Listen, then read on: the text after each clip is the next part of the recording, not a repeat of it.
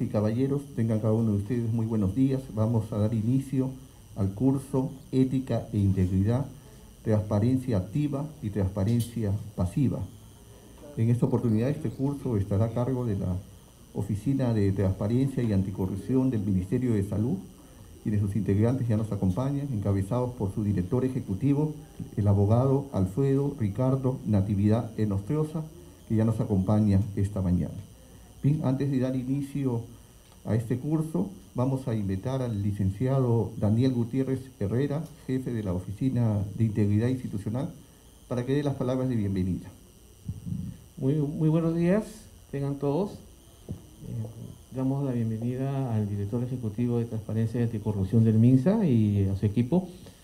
El día de hoy vamos a tener un evento en el cual vamos a manejar las herramientas que se utilizan para la transparencia tanto activa como pasiva y la información relacionada al modelo de integridad, que como ustedes saben es de carácter general. Todos los servidores deben conocer estas herramientas y deben conocer el uso, ¿no? Para esta actividad, ¿no?, hemos invitado al personal de la institución y vamos a dar inicio a la misma, ¿no?, dando las palabras de bienvenida a ustedes, compañeros, ¿no?, y recibiendo pues con un aplauso al director ejecutivo, el doctor Natividad. Por favor, doctor, un aplauso para él. Lo invitamos.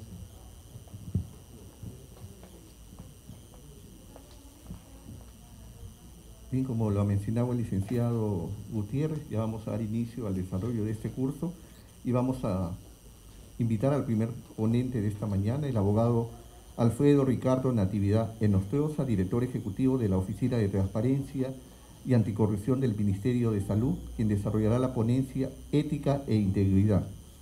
El doctor Natividad Enostroza es maestro en Derecho Civil y Comercial de la Universidad Nacional Federico Villarreal, egresado del doctorado en Derecho por la misma Casa de Estudios, abogado graduado en la Universidad Inca Garcilaso de la Vega, egresado de la Academia de la Magistratura, con una segunda profesión como licenciado en Ciencia Política, graduado en la Universidad Nacional Federico Villarreal. Cuenta con estudios de especialización en Derecho Procesal Constitucional, precedentes del Tribunal Constitucional, Justicia Constitucional y Derechos Humanos.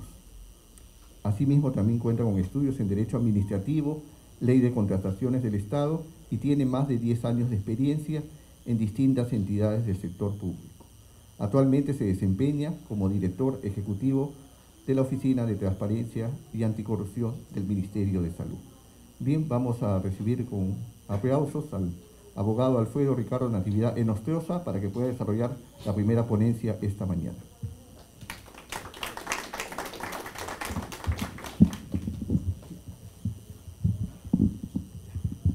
Muchas gracias. Bueno, buenos días a todos. Antes de nada quiero agradecer la predisposición de su director, el doctor Félix Torres, que es el director del Instituto de Oftalmología. Además a Daniel Marcelo Gutiérrez, que es el oficial de integridad de la institución. Además reciban el saludo del ministro de Salud y la secretaria general, porque la Oficina de Transparencia y Anticorrupción, que hace las veces de oficial de integridad, es parte de esa unión orgánica del Ministerio de Salud. Vamos a pasar a un tema importantísimo, que es una herramienta de gestión que estamos implementando en forma transversal en todas las instituciones del Estado, sea en forma vertical y en forma horizontal, llámese ejecutivo, legislativo, poder judicial y órganos constitucionalmente autónomos, y además en forma horizontal, gobierno nacional, gobierno local, gobierno provincial y gobiernos distritales. Todos, absolutamente todos, en el marco de la Política Nacional de Integridad y Lucha contra la Corrupción, aprobado por el Decreto Supremo 092-2017, se viene implementando esta herramienta de gestión para contrarrestar actos contra la corrupción o conductas antiéticas que impactan en forma negativa en el servicio público. ¿Ya? En ese sentido, vamos a iniciar el tema ética e integridad pública que se nos ha solicitado en el marco de la implementación de este enfoque de integridad. Quería empezar esta exposición con algunos dilemas éticos. Cuando hablamos de dilemas éticos hay que entender que hay un conflicto de principios, hay un conflicto de valores. Y el funcionario público, cuando va a aplicar o va a determinar qué principio o qué valor va a desechar en una determinada actuación, realiza un conjunto de razonamientos desde el punto de vista administrativo, desde el punto de vista de su gestión o del servicio que presta. Tenemos acá un gran ejemplo de un dilema ético. Dice, Santos trabaja hace varios años como especialista en una institución relacionada con la calidad educativa, en la educación superior, pero durante su tiempo, mucho tiempo, sus compañeros notan que realiza servicios de consultoría a sus clientes privados, pero dentro del horario de la oficina, quiere decir dentro de las horas laborales. Llega una nueva asistente y esta nueva asistente denuncia el hecho. Y los demás colegas simplemente a la denunciante lo tratan como una persona mala. Ese es el primer dilema ético. El segundo ejemplo que vamos a ingresar antes de ver las herramientas, otro dilema ético es el obsequio al secretario. Ustedes saben que en la Administración de Justicia el juez tiene un secretario, pero en las horas de almuerzo que no estaba el juez, el secretario recibía regalos. Llegado un momento, el juez recrimina al secretario y él le indica que solamente recibía para ayudar a personas que necesitaban ayuda. Ese es otro dilema ético. ¿Se sanciona, no se sanciona? Otro elemento, la inflación de viáticos. Muchos funcionarios salen con viáticos a cumplir sus funciones determinadas, pero muchos de ellos inflan viáticos. Entonces, el jefe que advierte que ese viático esté inflado, ¿debe pasarlo con la conformidad? ¿O debe sancionar a ese funcionario que está utilizando en forma inadecuada el viático que sea? Ese es otro dilema ético. El médico que ha recetado un determinado medicamento específico, el laboratorio identifica que ese médico está recetando y le ofrece cursos en el exterior a consecuencia de una receta médica continua, a pesar de que la Ley General de Salud en el artículo 29 establece que el médico está obligado a recetar la medicina genérica, pero él receta un medicamento específico. Y la pregunta es, ¿el médico debe recibir ese viaje o debe simplemente argumentar que él ha recetado porque su deber y la enfermedad corresponde que esa medicina sea aplicada? Ese es otro dilema ético. Entonces, ¿qué cosas son los dilemas éticos? Antes de iniciar los componentes de integridad, es cuando hay una colisión de principios y valores. ¿Cuál aplico?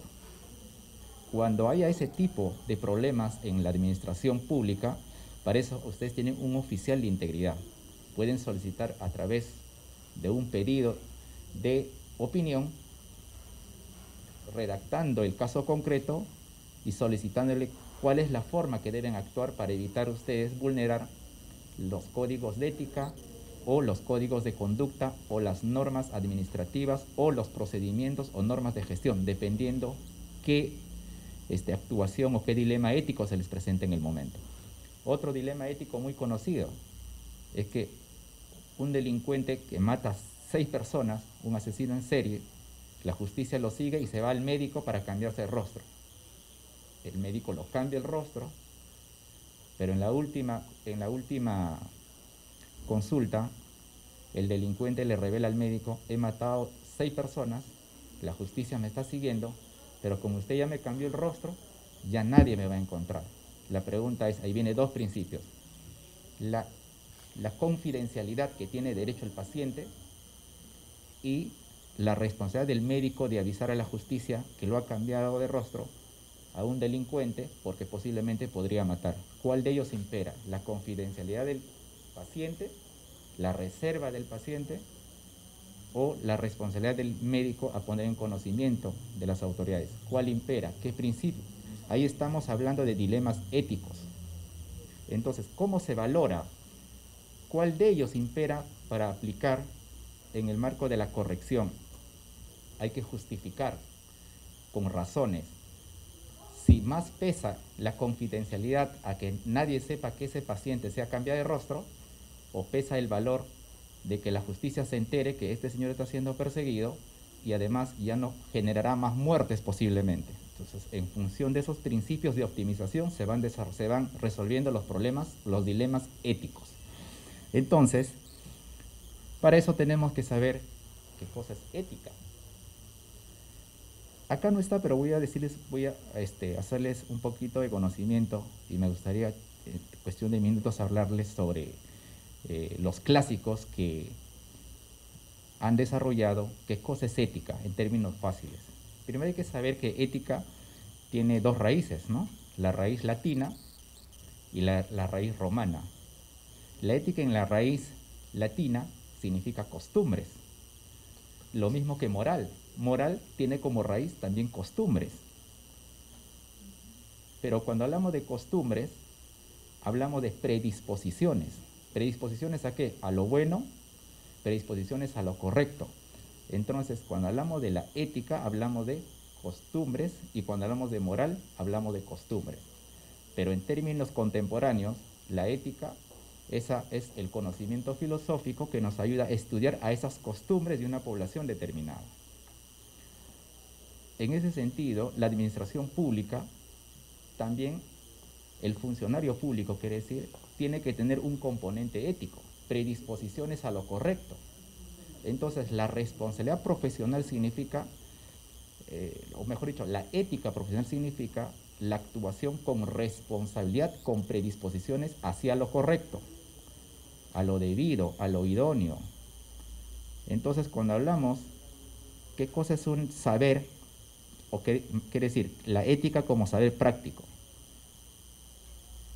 Está orientado a mejorar la convivencia entre personas, esa predisposición al respeto hacia el otro. Saber que todo derecho no es extralimitado, no es irrestricto, tiene limitaciones. Entonces se manifiesta tanto en la acción como en la reflexión, previa o posterior con nuestra actuación. Entonces, en términos de que el resultado correcto o incorrecto hace frente a situaciones concretas. Entonces, la moral y la ética tienen ese componente de estudiar qué cosa es lo bueno y qué cosa es lo malo. ¿Correcto? Entonces, y en términos kantianos, ¿qué cosa es la moral? Seguramente ustedes han escuchado hablar sobre el imperativo categórico.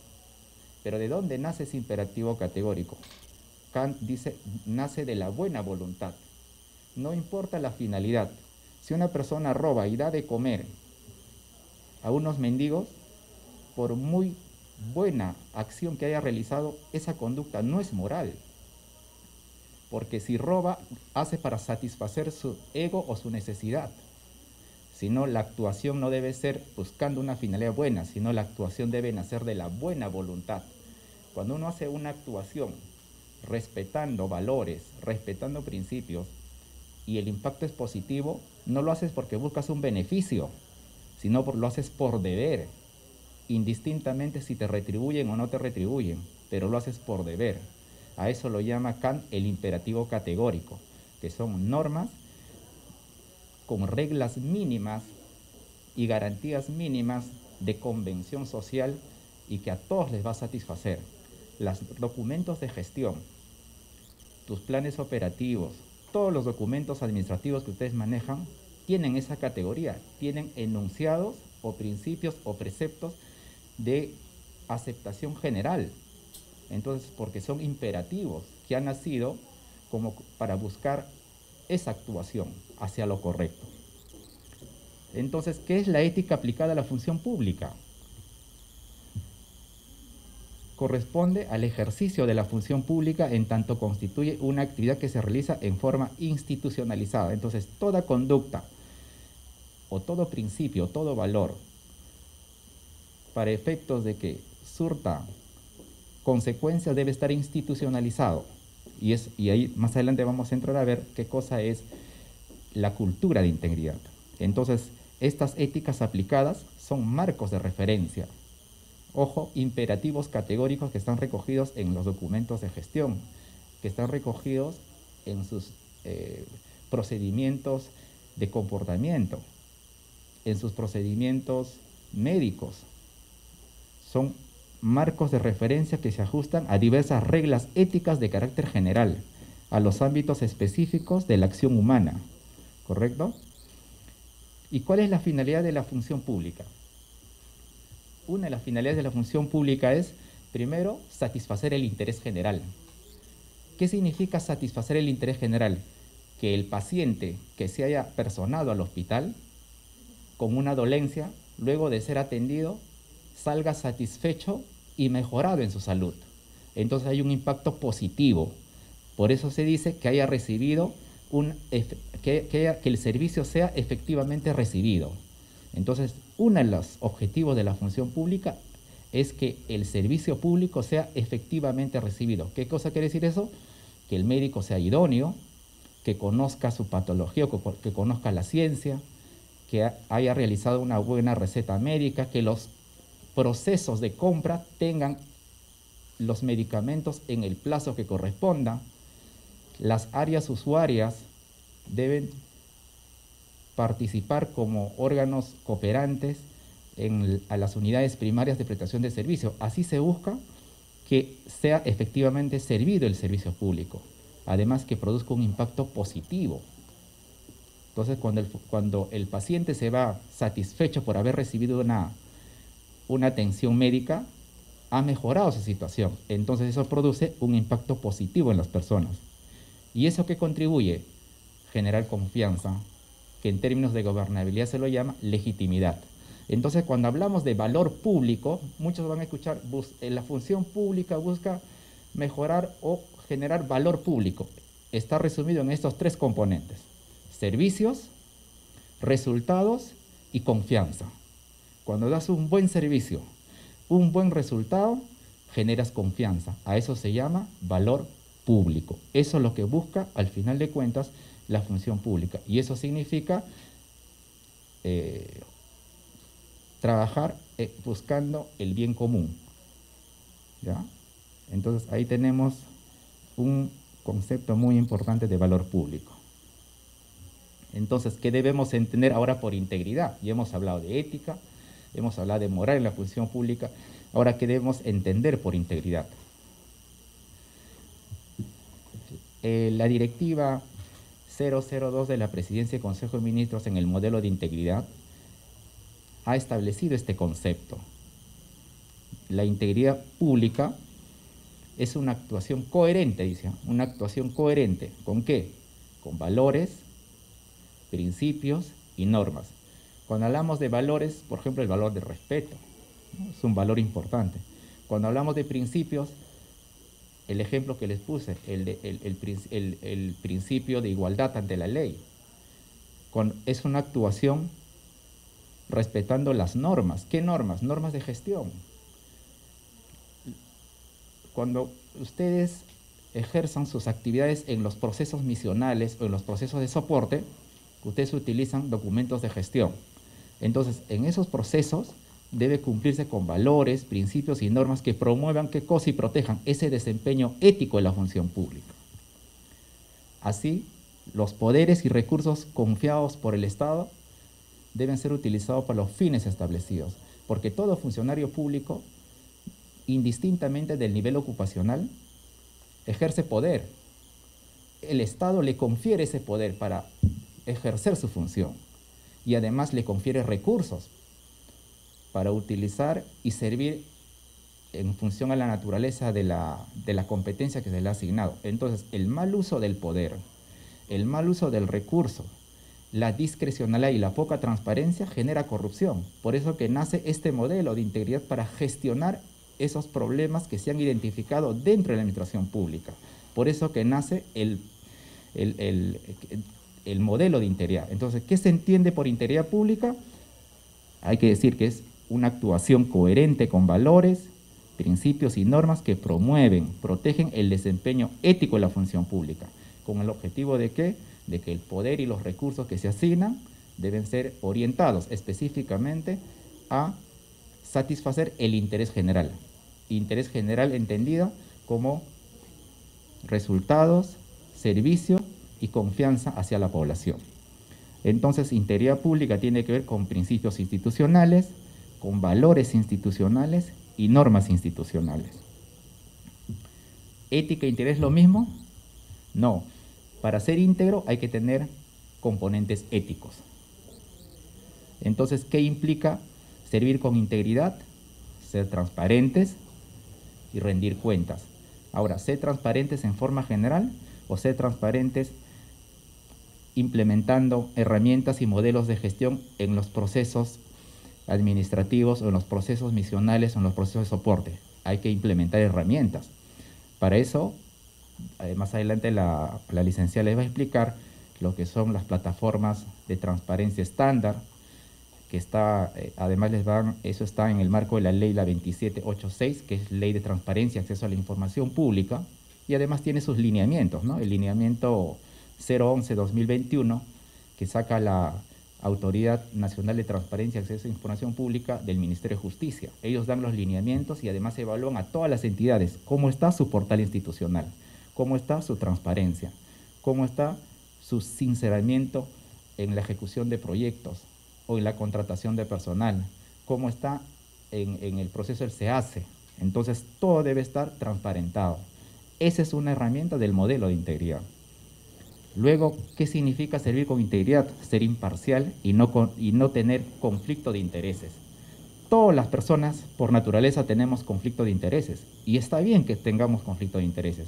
Lo que está mal es que no sepamos gestionarlo y confundimos cuando se nos confiere poder, cuando se nos entrega recursos y cuando accedemos a información privilegiada y lo mal utilizamos. Ahí viene el problema. No está mal que la persona tenga intereses, todo el mundo tiene intereses. El problema es cuando colisiona el interés particular con el interés general o el interés público, porque daña el bien común. Entonces, para eso también hay herramientas de gestión que se han recogido, por ejemplo, en la ley 31.227. Esta es la ley que obliga a todos los servidores públicos a presentar su declaración jurada de intereses. Esto se ha implementado recientemente. ¿Por qué? Porque muchos funcionarios públicos tenían, por ejemplo, trabajaban en clínicas, trabajaban en hospitales y simplemente confundían sus competencias, confundían sus roles, y al final el perjudicado era el paciente o se perjudicaba el servicio público. Por eso es importante gestionar también estos conflictos de intereses. Y además, el cumplimiento del código de ética, que pone principios generales. Y si alguien vulnera el código de ética, es sancionado, ojo, es sancionado con las normas que se han establecido en la ley Servir. O sea, el código de ética es una norma de contenido material que sí habilita la sanción al funcionario público cuando se lo vulnera. Y hay un caso muy conocido en Devida, un representante de Devida, un trabajador de Devida, que era implementador de sistemas, además hizo una consultoría paralela a su trabajo a otra entidad privada que prestaba consultoría al mismo Devida, y se lo encontró responsable de conflicto de intereses, que vulneró el código de ética de la función pública y fue sancionado con los marcos referenciales de la ley Servir. Entonces, cuando no solamente comete un delito de conflicto de intereses aquel funcionario que llena su declaración jurada de conflicto de intereses, no, cualquier funcionario puede cometer o puede incurrir en infracción al código de ética. Entonces, por eso es importante tener estos marcos de referencia de la cultura de integridad, hasta dónde son los límites, ¿no?, para cuidar ese ámbito. Además, hay que rechazar ventajas indebidas, sea económicas, sean materiales o de cualquier otra índole. Esas ventajas indebidas, al final de cuentas, vulneran también el componente ético del funcionario público y impactan en forma negativa en el servicio público. Además, hay que promover el acceso justo a los puestos públicos, la meritocracia, ¿no? Hay que impulsar la meritocracia. Además, están obligados a conocer las normas y reglas de conducta. Cuando hablamos de normas en términos generales, las normas aplicables a su institución y las normas que deben aplicarse en el marco de sus funciones. Entonces, hay que conocer las normas y las reglas de conducta. Todo funcionario público está obligado a revisar sus documentos de gestión, las normas que tienen que utilizar para ejercer sus actividades profesionales. Además, hay que tomar conciencia de riesgos. Este es un tema bien importante. Más adelante vamos a ver entre los componentes. Y se ha puesto de moda que el registro de vacunas ha sido vulnerado constantemente.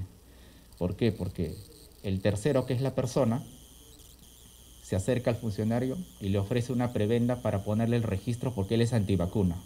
Yo soy antivacuna, pero necesito que aparezca en el registro. Te doy una propina y tú me pones. Entonces, el tercero que se acerca al funcionario con ese ofrecimiento es la amenaza. Cuando hablamos del FODA, el contexto FODA. Ese tercero que se apersona al funcionario ofreciéndole una prebenda para registrarlo es una amenaza. Si el funcionario es débil en términos éticos, acepta. Esa es la debilidad de la institución. ¿Y cuál es la oportunidad? La oportunidad es si se detecta, se hace un plan de acción para implementar correcciones, quiere decir una matriz de riesgos. La única forma, y para elaborar una matriz de riesgos hay que tomar acción. Puede ser, por ejemplo, a esa debilidad que es el funcionario que podría aceptar esa prebenda, trasladándole a otra área o suspendiéndolo temporalmente, va a depender de la naturaleza. Entonces, cuando hablamos de gestión de riesgos, hay que hablar dentro del marco del contexto FODA. Hay que identificar cuál es la debilidad, cuál es la amenaza, cuál es la oportunidad. ¿Ya? Entonces, hay que tomar siempre conciencia de esos riesgos, porque en la administración pública, en los procesos, por el uso de los recursos y el poder que se maneja, por la discrecionalidad que se lo deja al funcionario público, hay la alta posibilidad de generar riesgos. Y además hay que evitar sesgos y excesos de confianza, y hay que conocer y emplear mecanismos de denuncia. Los mecanismos de denuncia son un elemento importante que permite recoger información para elaborar matrices de riesgos, porque por allí entra la información de actos contra el código de ética o posibles actos de soborno. Y por eso existen canales de denuncia, y además, a través del decreto legislativo 1357, se ha establecido la protección al denunciante. El denunciante tiene la posibilidad de escoger si su nombre aparece en la denuncia o hacer una denuncia anónima o pide reserva de identidad. Y si el denunciante está en la misma unidad orgánica que el denunciante, el oficial de integridad debe evaluar para darle la protección, incluso hasta darle con goce de haber permiso o cambiarle de unidad orgánica para proteger al denunciante o retirar al denunciado. Va a depender de la naturaleza de la denuncia. El canal de denuncia es un tema bien importante que vamos a ver más adelante como componente. Entonces, ¿qué cosa es un enfoque de integridad? No hay que olvidar que enfoques son los grandes lineamientos por donde nos discurre una determinada visión. En forma transversal se está implementando el enfoque de integridad en todas las instituciones, ¿ya? Entonces, el enfoque es un enfoque transversal de gestión destinado a evaluar, fortalecer el desempeño ético de los servidores públicos. Entonces, el modelo de integridad es una herramienta destinada a evaluar y fortalecer el desempeño ético de los servidores y funcionarios públicos. ¿Para qué? Como hemos dicho, para mitigar riesgos que puedan conducir o facilitar en una entidad a la comisión de prácticas contrarias a la ética o corruptas, o de modo que se actúe con prevención y debida diligencia y de manera oportuna. Entonces, el enfoque de integridad, como ustedes ven acá los binoculares, tiene que ver en tema de evaluar una conducta de desempeño ético de los servidores públicos. Siempre se tiene que ir evaluando en forma constante, y además hay que fortalecer, ¿qué cosa? Medidas de riesgos de corrupción. Esta es una figura bien referencial y bien importante que sacó la Oficina de Integridad Pública de la Presidencia del Consejo de Ministros, haciendo referencia a un iceberg, que son los tipo cordilleras dentro del mar, ¿no? Solamente vemos a veces el pico de la cumbre que está dentro del mar. Esto lo han hecho para referenciar o para poner un ejemplo bastante aplicativo, para saber diferenciar sobre el enfoque reactivo, que es el enfoque sancionador, y el enfoque de integridad, que es el enfoque preventivo. Cuando hay un incendio, por ejemplo, para entender, reacciona los bomberos, reacciona la policía, reacciona hasta a las áreas hospitalarias para auxiliar a los que han sido dañados por el incendio. Pero luego que se apaga el incendio, ya ese departamento, esa casa queda destruida. pero saltaron cuando hubo el incendio. Lo mismo pasa acá. Cuando hay corrupción, recién viene la Fiscalía, viene la Procuraduría, viene el Ministerio Público, viene la prensa, reactivos, reaccionan en forma aislada a un hecho concreto que ya se generó. La pregunta es, ¿y dentro de los sistemas administrativos, qué herramientas de gestión se ha implementado para contrarrestar esos actos de corrupción que ya saltaron? Por ejemplo, ¿qué actos de corrupción se genera y reactivamente concurren estos órganos jurisdiccionales? Cuando hay sobornos, cuando hay colusión, enriquecimiento ilícito, peculado, malversación de fondos, concusión, ya son actos delictivos. Actúan cuando ya se generó el daño. Entonces, ese enfoque reactivo ha sido cambiado ahora por un enfoque preventivo. Hay que ir dentro de los sistemas administrativos. Y ahí se ha detectado que hay prácticas, lamentablemente, que son detestables, pero que se han normalizado dentro de los sistemas administrativos, porque ahí está el origen del delito. ¿Qué cosas se han normalizado y que está mal? Por ejemplo, el uso indebido de bienes.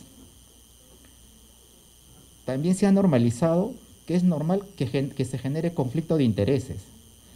El mal uso de la información privilegiada se ha normalizado. La falta de transparencia, la débil meritocracia, se ve normal, o sea, se ha normalizado lamentablemente. La ausencia de normas de conducta claras. Entonces, ante eso, se está implementando un modelo de integridad para contrarrestar todas estas conductas, pero dentro de los procesos administrativos, pero como una gestión preventiva.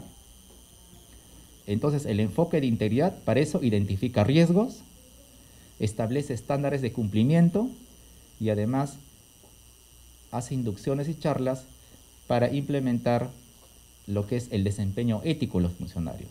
Entonces, hay una cultura, un cambio de cultura, de una cultura reactiva a una cultura preventiva, de gestión de riesgos, de cumplimiento. Eso es lo que se está implementando ahora. Ustedes con el oficial de integridad seguramente van a trabajar ese modelo de integridad. Entonces, ¿qué cosa es el modelo de integridad? Está dirigido, ¿qué cosa? A fortalecer capacidad preventiva y defensiva del Estado. Ahí ustedes lo van a encontrar esto en la directiva 002-2021 PCM. Ahí están los lineamientos sobre el modelo de integridad. Entonces, este modelo de integridad tiene 9 componentes como herramienta de gestión que se está implementando ahora, y seguramente ustedes que son parte de algunas unidades orgánicas o unidades de organización, les va a llegar los documentos de su alta dirección pidiéndoles que implementen. Pero el primer componente de este modelo de integridad, que son 9 componentes, es el compromiso de alta dirección. ¿Qué significa eso? Que debe crear una unidad orgánica denominada Oficina de Integridad. En caso que no tenga esa posibilidad, dentro de su alta dirección, dar responsabilidad a uno de sus equipos para que se haga un equipo de integridad. O en caso tampoco se podía dar por la organización que tienen, el jefe de recursos humanos hará las veces de oficial de integridad. Eso en primer lugar, dentro del marco de compromiso de alta dirección. En segundo lugar, debe incorporar en sus documentos de gestión el modelo de integridad, quiere decir en los planes operativos y en los planes estratégicos, para que tenga recursos, para que tenga personal, sino cómo se implementa un modelo de gestión. Tiene que fortalecer a esa oficina. Entonces, esos son uno de los componentes que es compromiso de alta dirección. Hablamos de gestión de riesgos, ya hemos hablado, se identifica los riesgos, se establece su mitigación, se hace un mapa de riesgos, planes de acción y se empieza a implementar. El otro componente, políticas de integridad. ¿Qué significa eso? Ya todos saben que tenemos un código de ética, pero el código de ética son principios generales. ¿Y cómo especificamos esos principios generales? Con códigos de conducta. La institución debe tener códigos de conducta específicos, tanto para procesos o para actividades. Por ejemplo, ¿cuál es el código de conducta del área de logística? Cuando incumple uno de los procedimientos o normas establecidas. ¿Cuál es el código de conducta de OGA? Oficina General de Administración. Cuando uno de sus funcionarios, sus procesos, vulnera algún acto o alguna norma imperativa. Entonces deben establecer códigos de conducta.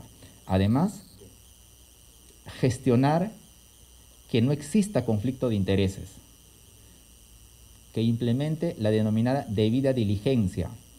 ¿Qué significa eso? Que cuando un funcionario se va a incorporar a la administración, diligentemente debe revisarse los portales a través de la interoperatividad. ¿Qué cosa debe revisarse? Por ejemplo, Infoobras, el registro de Infoobras. Si ese proveedor tiene o no tiene sanciones, si ese proveedor está inhabilitado no para contratar con la administración pública. Y si es una persona natural, tiene que ir al registro de condenas, registro de deudores alimentarios, registro de inhabilitados, de funcionarios inhabilitados. Entonces, hay una debida diligencia. La administración sabe qué funcionario está ingresando o qué proveedor o con qué proveedor se está vinculando. Ese es en el marco de la debida diligencia y tienen que implementarlo. Además, hay que implementar incentivos y reconocimientos. Al buen funcionario hay que reconocerlo. En el dilema ético que pusimos el ejemplo, esa secretaria que denuncia a su jefe por irregularidades, hay que incentivarlo, porque el ser humano actúa a través de incentivos. Ya todos conocemos, por ejemplo, cuando Skinner hizo el ejemplo de la rata, le daba comida, les incentivó tanto que se dedicaban a comer y ya ni siquiera se dedicaban a reproducirse. ¿Por qué? Porque los incentivos sirven para bien o para mal, pero los incentivos para bien es acá. Hay que incentivar al buen funcionario. Ese es un componente de integridad. Transparencia. En unos minutos le van a hablar sobre transparencia activa, transparencia pasiva. La transparencia pasiva es fundamentalmente el acceso a la información pública. Cuando un tercero viene y le solicita la información y no tiene por qué identificarse, puede pedirle incluso en forma anónima, porque todo producto que se trabaja con recursos públicos debe ser de acceso a información pública. En caso se lo deniegue, el administrado apela a la autoridad de acceso a la información pública, al tribunal que está en el Ministerio de Justicia, y les requiere el Ministerio de Justicia, y en caso ustedes incumplan, les denuncian por resistencia a la autoridad. Por eso hay que tener cuidado. Cuando llega algún pedido de información pública, en el plazo de 10 días, tienen que responder, sea positivo o negativo. Obviamente con las excepciones que corresponda, porque hay información confidencial, hay información reservada, hay información secreta, dependerá de la naturaleza.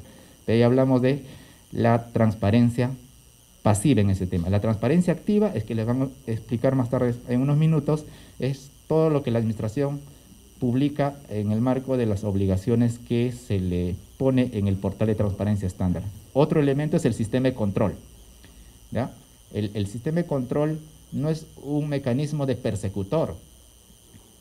El control institucional es una medida que les ayuda, que ayuda a la administración pública a cumplir sus objetivos institucionales a través de medidas de control o medidas de remediación cuando advierte que ustedes por la demora de alguna unidad operativa, unidad orgánica, no va a cumplir sus objetivos que se ha puesto para este año. Por ejemplo, el tema de la catarata. ¿No? Imaginemos que el hospital se haya puesto una meta de cumplir en 6 meses, atender a 10.000 pacientes. Pero ¿cuál es el problema? No tienen medicamentos. ¿Quién es el responsable? ¿El área de logística o el área de presupuesto? Dependerá. Entonces, el órgano, la Oficina de Control Institucional, a través de su medida de control, determinará que hay una demora en el área logística para la compra de medicamentos. Eso genera un riesgo que ustedes cumplan un objetivo institucional de 10.000 operaciones de catarata. Entonces, por eso es importante el sistema de control interno, control institucional. ¿Ya? No hay que confundir con el control gubernamental que viene a controlar de afuera, y esas son auditorías distintas. Otro componente es la capacitación, lo que estamos haciendo hoy día. Constantemente hay que hacer procesos de inducción en ética, en integridad, en forma permanente, y para eso tienen que incorporar ustedes en su plan operativo institucional, en forma bimestral, trimestral, semestral, dependiendo, los cursos de esta naturaleza. Así se ponen como cumplimiento de meta. El otro componente es el canal de denuncias que hemos hablado, ¿no? Para eso se implementa portal o la plataforma de denuncia y los canales de denuncia por donde llega. Y el otro mecanismo es la supervisión de los componentes del modelo a través del índice de capacidad preventiva. ¿Qué es eso? Cuando las entidades son evaluadas y están implementando, ¿no?, estos componentes, se hace a través de un índice, se lo llama el índice de capacidad preventiva. ¿Y quién evalúa? La Oficina de Integridad de la Presidencia y Consejo de Ministros, porque esta es una política de Estado, en el marco de la política de Estado 26 y 26 del Acuerdo Nacional, y a la vez de la Política Nacional de Integridad y Lucha contra la Corrupción. Y además en cumplimiento, ojo, de las convenciones internacionales, tanto la Convención de las Naciones Unidas contra la Corrupción, que se firmó del 2000, 2003, 2006, donde pone estos lineamientos obligando a los estados a implementar, porque la corrupción se ha convertido en un problema no solamente local, sino un problema mundial. Y luego en las convenciones regionales tenemos la Convención Interamericana contra la Corrupción. En el 1996 en adelante se firmó. Entonces, todos esos componentes vienen de estos acuerdos internacionales, convenciones internacionales y además recomendaciones de la Organización para la Cooperación y Desarrollo Económico, la OCDE.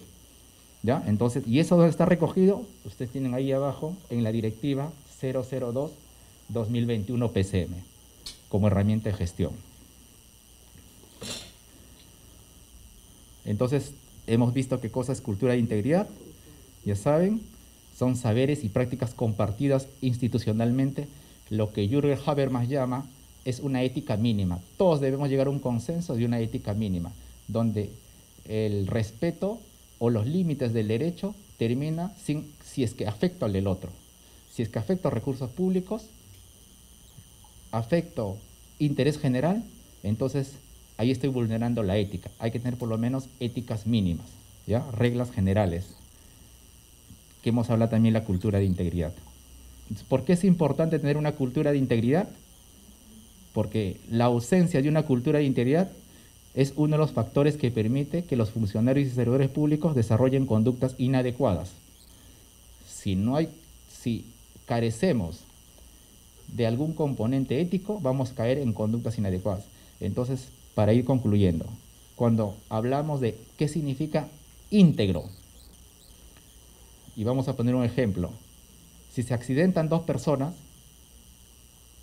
uno resulta sin los dos pies, pero vivo, y la otra persona solamente tiene rasguño, y la persona dice, era hombre y mujer, el hombre pierde las piernas y la mujer solamente sale con rasguño. Y el periodista dice, la mujer salió íntegra, quiere decir salió completa. Cuando se va a jugar un partido de fútbol, se juega fulbito 6-6 y fútbol 11-11. Si falta uno, ¿qué decimos? Falta un integrante, el equipo no está completo. Lo mismo pasa con los profesionales. El profesional puede ser un científico, un ratón de biblioteca, el mejor profesional, pero si no tiene un componente ético, no es íntegro, lo falta, ¿no es cierto?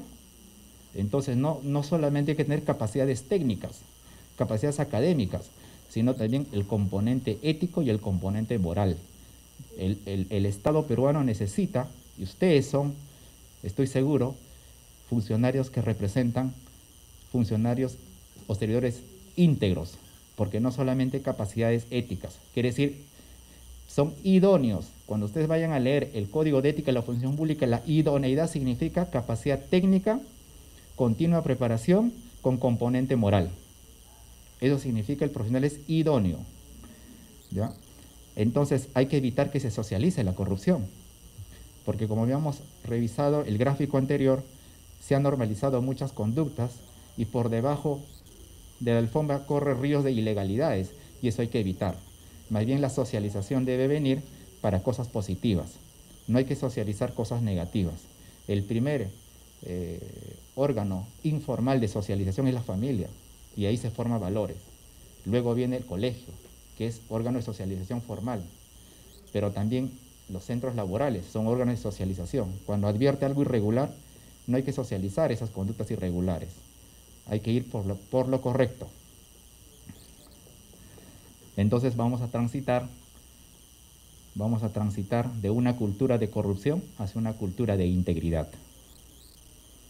¿Y cómo desarrollar una cultura de integridad? Ya hemos dicho, con liderazgo, con un funcionario, cuando los funcionarios adecuan su conducta a una cultura de integridad institucional y los servidores actúan con una conducta de integridad institucional también.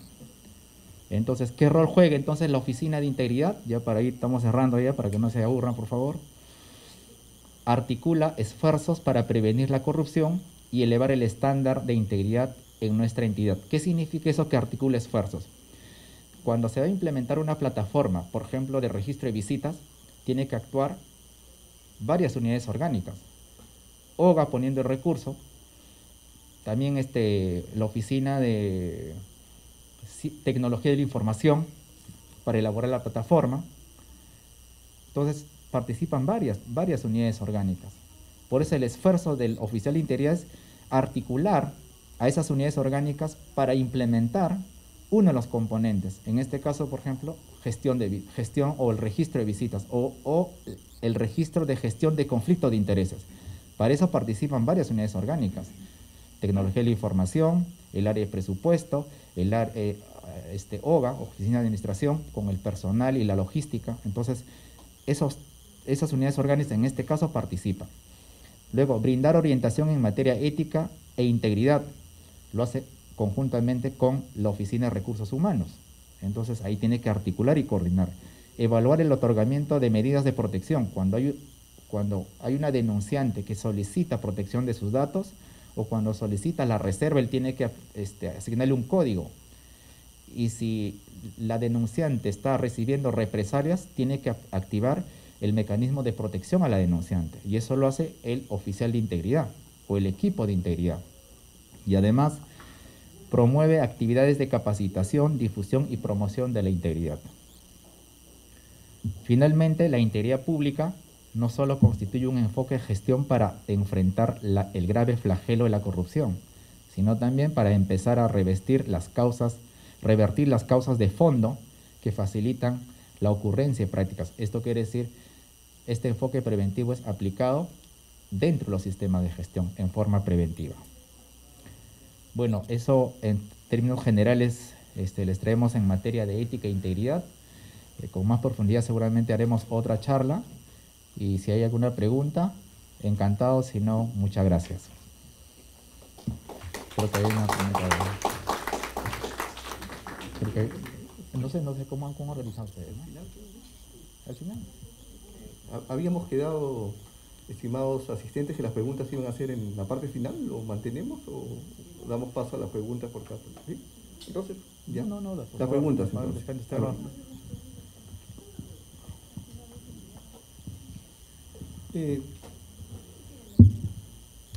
Cuando usted empezó su charla habló del tema de convivencia, reglas de convivencia, ¿no? Que al fin y al cabo es cómo nos relacionamos, cómo atendemos, cómo el Estado atiende las necesidades de los usuarios y que en realidad este tema que se ha sistematizado ahora dentro de una oficina de integridad tiene que forma parte inherente a la función de todos, como servidores públicos, como empleados, etcétera, o como funcionarios, obviamente, ¿no? Entonces, en mi opinión, el tema no solamente empieza cuando yo estoy ejerciendo el cargo, ¿no? Tengo que ser más bien preventivamente. Voy a postular un cargo, debería haber, como dice, ¿no? Tienes un checklist de cómo eres en cuanto a integridad o transparencia, y como habla usted en relación al riesgo, y si no eres ético o transparente, de repente cuando ejerzas, no vas a, ese poder que te otorgan como funcionario, de repente no vas a poner en riesgo a la entidad si no cumples o si por ahí tienes desviaciones, ¿no? Es como cuando uno dice voy a votar por tal o cual candidato político y hay una página donde declaran todo lo que son como personas, pero cuando uno ve las normas que dice para ser candidato, educación secundaria, por ejemplo, para el Congreso, ¿no? En el Estado al final hay un montón de normas, ¿no? Por ejemplo, cuál es la labor de integridad, cuál es la labor del órgano de control interno, o es más, los sistemas administrativos, ¿no? La pregunta es, ¿cuántos condenados hay por faltas a los sistemas administrativos, a lo que son control interno y ahora en temas de ética y función pública, ¿no? Por ejemplo, en las noticias que salen, ¿no? Tal congresista hizo tal cosa, ese es delito inmediato, debe seguir siendo funcionario público. A veces uno dice, hay sistemas paralelos, ¿no? El Congreso lo sanciona y el Poder Judicial, por ejemplo, yo no sé cuál es la cantidad de recursos que se pierde, el valor por la corrupción, ¿no? ¿Cuánto le cuesta al ciudadano? Porque nosotros estamos acostumbrados al famoso dicho, ¿no? Roba, pero hace obra, ¿no? Esa es, como dice usted, normalización, ya es una aceptado, ¿no? Ya es parte de la cultura, ¿no? Entonces, si hablamos de cultura, no podemos hablar de cuando uno es funcionario o servidor público, sino en todo caso en la universidad o en el colegio, ¿no? ¿Cómo está la formación? Nuestra educación en los últimos años ha evolucionado, ¿no? ¿Cómo se llamaba el dicho? Ciencia, tecnología y trabajo. Le doy más valor a lo que es más rentable en educación que a los temas humanos, literatura, arte, ¿no? O simplemente humanización, ¿no? Por ejemplo, hablan de los médicos, se han deshumanizado por el tema económico. Ética, que dicen los colegios profesionales de cómo estamos, ¿no? Como el tema de los problemas de corrupción solamente es cuando se mediatizan. Cuando la prensa lo saca, recién le prestamos, entre comillas, atención. Pero de repente es, oye, sanciono, pues, para que ya no se repita. Pero lamentablemente un día vi un reporte que decía, ¿no? La Contraloría ha hecho un montón de denuncias, pero no son denuncias efectivas. El Poder Judicial, una denuncia puede demorar 5 años, 10 años, 20 años. Entonces, la impunidad, que obviamente el que comete a sabiendas que está mal, queda en manos de un sistema que de repente no funciona reactivamente, apagar el incendio, ¿no? Por eso que estamos cambiando de conducta preventivamente. Pero ¿en qué momento debemos ser preventivos? En mi opinión, desde el colegio, ¿no? Correcto. Hay varios temas importantes que el doctor ha deslizado y totalmente válidos. Justamente hace unas semanas la Contraloría General de la República hizo un reporte de la corrupción al primer semestre y determinó que 23.000 millones de soles se va en corrupción, que es más o menos el 10% del presupuesto del año fiscal. 10% del presupuesto del año fiscal, entre 10 y 11%. Eso representa 2.3% del PBI. Con eso se hubieran construido 4 o 5 hospitales más de estos. Entonces la corrupción impacta en forma negativa en los mismos ciudadanos. Antes de ser profesionales somos ciudadanos, porque quieras o no, siempre asistimos a una institución pública a que nos presten servicios, a sacar tu DNI, a que te tengan en un hospital, vas a registros públicos, siempre vamos a una entidad pública a sacar nuestro pasaporte, pero si advertimos que ese servicio público no es idóneo, no es oportuno, nos vamos insatisfechos, ¿no? Entonces, el valor público, el denominado valor público, porque hemos dicho el valor público tiene componentes, resultados, servicio y legitimidad o confianza, se va por el suelo. Entonces, no hay que confundir la función de los órganos jurisdiccionales que ya reaccionan cuando el delito ya se cometió. Por eso hablamos de dos elementos importantes: el enfoque reactivo, el enfoque sancionador, y de un enfoque preventivo. Lo que nosotros estamos implementando es el enfoque preventivo con herramientas de gestión. Es un gran esfuerzo, si bien es cierto, no va a solucionar el problema de la corrupción, pero nos va a ayudar a gestionar con herramientas de gestión idóneas, haciendo matrices de gestión de riesgos, analizando el contexto. Otro elemento, hay que tener en cuenta de que el componente ético no hay que caer en un relativismo moral, porque hay personas que tienen componentes éticos duales. no recibo en mi trabajo, pero sí que me lo hagan llegar a mi casa, ¿no? Entonces, esos son problemas morales, pero el problema moral y el componente ético, como muy bien estableció el doctor, no se construye de noche a la mañana, son construcciones generacionales. Pero tenemos que construir por lo menos una ética institucional, con principios y valores que entre todas las personas convencionalmente hayamos determinado que por lo menos nos hacen o nos dan una herramienta para la convivencia, porque ese es uno de los componentes del Estado democrático de derecho. Quiere decir, todos hay que cumplir la ley. Ojo, y las normas no solamente como normas jurídicas, también normas sociales. En la medida que haya el respeto a las normas y al ordenamiento normativo, por lo menos en términos generales, esa convivencia va a ser pacífica y nos va a llevar a que todos satisfacemos de alguna manera las necesidades insatisfechas en salud, en educación, en carreteras, en infraestructura, pero contrarrestando actos contra la corrupción. Ese es el tema, en términos preventivos, con herramientas de gestiones objetivas, matrices de riesgo, implementando plataformas de registro de visitas, implementando plataformas de gestión de intereses, implementando controles, porque en un proceso donde se utiliza recursos y poder, si no hay controles, es bandeja abierta, y eso es peligroso. Entonces, se hace un componente algebraico: funcionario con discrecionalidad, poca transparencia, alta tentación para la corrupción. Entonces, lo que se tiene que poner es controles. Y este tipo de controles, ¿con quién se reúne la alta dirección? ¿Qué temas ha conversado? Hay que hacer plataformas. Hay que atender el acceso a la información pública. Si es que la población no participa en la gestión pública a través de control o rendición de cuentas, también es un componente que podría generar riesgos contra la corrupción. Y por eso estos componentes implementan la transparencia pasiva, que el ciudadano puede pedirnos cuentas a través de un acceso a la información pública con plazos determinados. ¿Ya? Entonces, ese es el componente de modelo de integridad en forma preventiva. No entramos al ámbito reactivo porque ya los órganos jurisdiccionales tienen sus normas, ¿no? A través del Código Penal, Código Procesal Penal.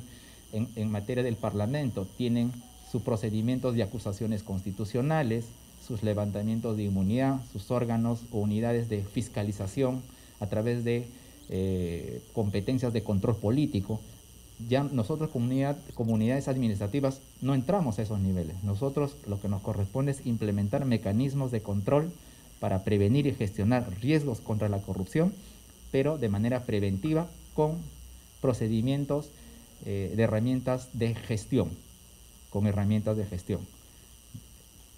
Perfecto. ¿Alguna pregunta más?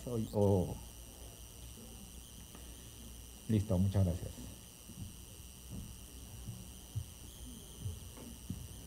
Bien, antes de concluir, ¿alguna pregunta adicional para que deseen hacer los asistentes?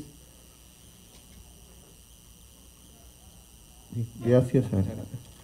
Queremos agradecer al ponente de esta mañana, el abogado Alfredo Ricardo Natividad Enostroza, director de la Oficina General de Transparencia y Anticorrupción del Ministerio de Salud. Bien, vamos a continuar con el desarrollo del programa esta mañana y vamos a invitar a la segunda ponente, la licenciada Beatriz Espinosa Vidal. Ella forma parte del equipo de la Oficina Ejecutiva de Transparencia y Anticorrupción del Ministerio de Salud, quien desarrollará la ponencia Transparencia Activa.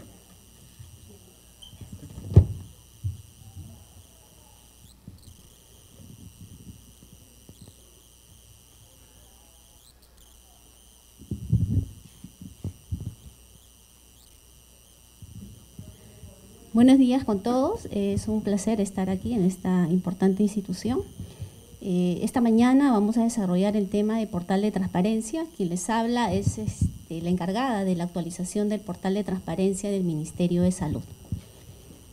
Desarrollaremos este contenido temático esta mañana: el principio de transparencia, cuáles son sus manifestaciones, la transparencia activa, ¿no? En el punto número 2, el portal de transparencia estándar, la definición, el marco legal, el contenido, el registro y actualización y la integración de información de esta plataforma.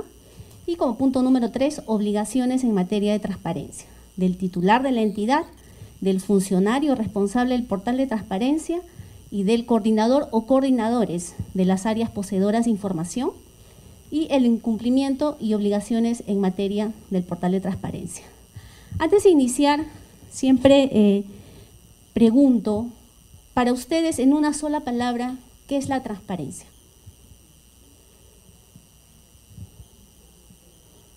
Hablamos mucho de transparencia, ¿no? Una entidad transparente. ¿Qué es la transparencia? En una sola palabra. Que pueda ser visible. Visible. Claro. Bien.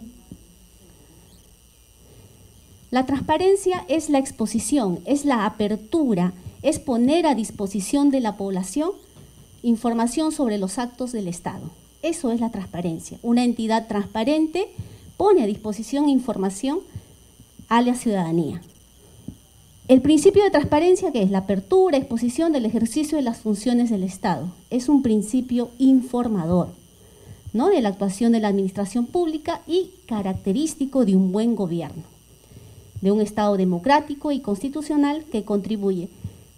Una entidad transparente va a contribuir a promover ¿qué? A tener ciudadanos informados, ¿no? Vigilantes, a fortalecer ese vínculo entre la entidad y la institución y también a luchar contra la corrupción. Entonces, tenemos una entidad A y una entidad B. La entidad A cumple con todo este principio de transparencia a través de los diferentes canales y pone a disposición de la población información sobre la gestión institucional, sobre el uso de los recursos públicos, mientras que la entidad B no, el secretismo es la bandera de esta entidad. ¿Qué percepción tenemos de ambas entidades? ¿Cuál les genera mayor confianza? La entidad A, porque pone a disposición de ustedes, de los ciudadanos, información sobre el uso de los recursos públicos, ¿no? Entonces, este principio de transparencia es un principio constitucional y es importante. ¿Qué queremos ser nosotros? Una institución, una gestión transparente, una gestión eficiente, sobre todo una gestión responsable y sensible a la necesidad de la ciudadanía. A eso debemos de apostar todos. Cada uno poner un granito de arena y ser transparentes en todo lo que hagamos, ¿no? Y tenemos doble responsabilidad, como lo dijo el doctor, como ciudadanos y como servidores públicos. ¿Y de qué manera promovemos la transparencia? Tenemos 3 tipos de transparencia. La transparencia pasiva, que son las solicitudes de acceso a la información pública. ¿Alguno de ustedes ha hecho uso de este sistema de acceso a la información pública para requerir información a cualquier entidad del Estado? Entonces es un mecanismo, es una herramienta que pone la entidad a su disposición para que ustedes puedan solicitar información. Entonces de esa manera promovemos la transparencia. Es un mecanismo, solicitudes de acceso a la información pública. Otra manifestación de transparencia es la transparencia activa, la que vamos a desarrollar ahora. ¿Qué son? Son los portales de transparencia estándar que todas las entidades de la administración pública están en la obligación de implementar y de mantener actualizado. Y otra transparencia proactiva, es otra manifestación. ¿Por qué le llamamos proactiva? Porque aquí no media una obligación, no hay una norma legal que te obliga como entidad a publicar información, mientras que en la activa y en la pasiva sí. Hay una ley 27806, ley de transparencia y acceso a la información pública, que te obliga a ti, entidad, a publicar información, ¿no? A poner a disposición de la ciudadanía información. Mientras que la transparencia proactiva es cuando la entidad por propia iniciativa publica información que ha identificado que la población necesita. ¿Y cuál es esta transparencia proactiva? Son nuestros portales institucionales. ¿Qué publicamos aquí? Información sobre los servicios que brindamos, los horarios de atención. Ahora en esta coyuntura, los lugares de vacunación, horarios de atención. Entonces, esa es una transparencia proactiva, es una buena práctica, porque la entidad Mientras mayor sea el nivel de transparencia, mayor confianza generará en la ciudadanía. Entonces, esta es otra manifestación de transparencia, la transparencia proactiva. El portal de transparencia estándar. ¿Qué es el portal de transparencia estándar, no? Es una herramienta informática de información estandarizada. ¿Por qué decimos estandarizada? Porque si ingresamos a todos los portales institucionales de las entidades que cumplen con esta normativa, vamos a encontrar información estandarizada en rubros temáticos. Son 11 rubros temáticos, con cada uno con contenidos específicos. Todas las entidades deben tener esta información por obligatoriedad. E integrar para facilitar el acceso a la información sobre el uso de los recursos públicos y de gestión institucional, y de esta manera incrementar los niveles de transparencia. Este es el marco normativo de la Ley 27806. ¿Cuál es la finalidad de la Ley 27806? Es eso, es promover la transparencia de los actos del Estado. ¿Y de qué manera la promovemos? Transparencia pasiva, transparencia activa y transparencia proactiva. Tenemos el decreto supremo que aprueba el texto único ordenado de la ley y que en su artículo 3, bajo el principio de publicidad, ¿qué nos dice? Nos dice que toda información que posee el Estado se presume pública, salvo las excepciones expresamente previstas en los artículos 15, 16 y 17 de la ley. Por lo tanto, toda información es pública, salvo esas excepciones. Tenemos el reglamento de la ley y en el 2010 se aprueba la implementación del portal de transparencia estándar. Entonces, desde el 2002 venimos hablando de transparencia y las entidades ya deben de tener actualizado, implementado sus portales de transparencia. Pero como hasta el 2010 no se hablaba de transparencia estándar, cada entidad publicaba la información que indicaba la normativa, ¿no?, de manera desigual tal vez. Ya en el 2010, a partir del 2010, ya se habla de transparencia estándar, del portal de transparencia estándar. Ya se estandarizan los contenidos, se estandariza esta estructura que debe contener cada portal de transparencia. Ya, según normativa, debe estar consignado los datos del responsable del portal de transparencia estándar, su norma de designación, su correo electrónico y su número telefónico, al igual que el del responsable de acceso a la información pública. Igual, norma de designación, correo y número telefónico. Y estos son los 11 rubros temáticos de los que hablaba. Son 11, pero a las entidades de la administración pública en el sector nuestro nos corresponde actualizar 9 rubros temáticos, los que están en colores, ya que participación ciudadana le corresponde a gobiernos regionales y locales y información focalizada al sistema de justicia. Y cada rubro temático tiene contenidos específicos que tienen una periodicidad para ser publicados. Por ejemplo, en datos generales encontramos información, en primer orden, la dirección de la entidad como un mapa de ubicación.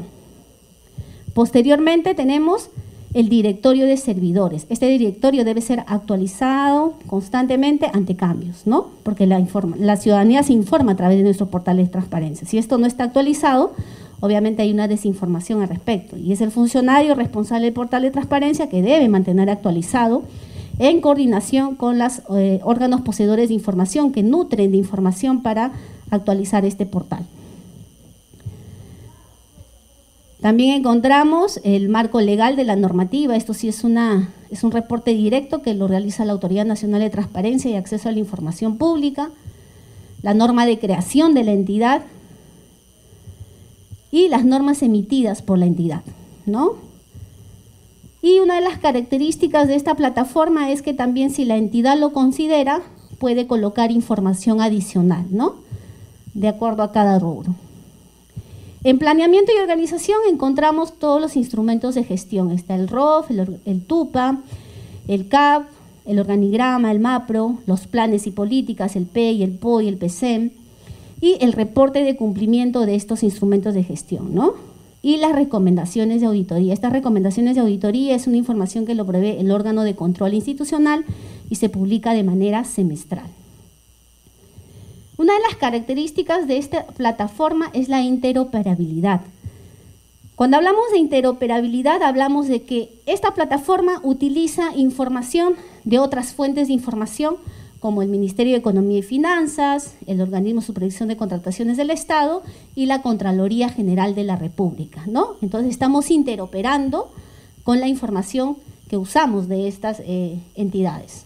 En el tema de presupuesto e información presupuestal es información que usa del Ministerio de Economía y Finanzas. Solo la entidad publica el saldo de balance, que es de manera anual.